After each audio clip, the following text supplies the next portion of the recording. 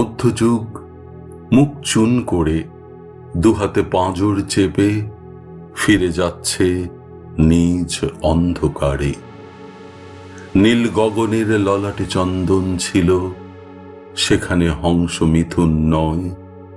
বীর দর্পে পাক খাচ্ছে কয়েকটা শকুন, কাকাতুয়ার মতন অনর্গল কল কল। ক্ষমতা ক্ষমতা।